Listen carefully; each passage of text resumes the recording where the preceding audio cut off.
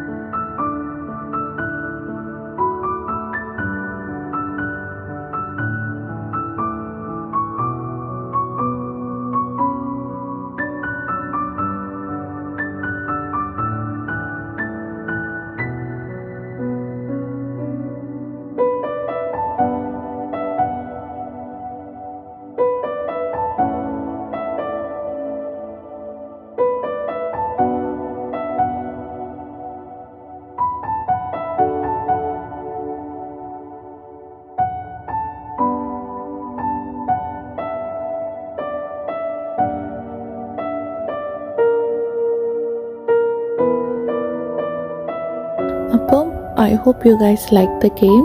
എത്ര ഫ്ലവേഴ്സ് കറക്റ്റായിട്ട് കിട്ടി എന്നുള്ളത് കമൻറ്റ് ചെയ്യാൻ മറക്കല്ലേ. Thank U.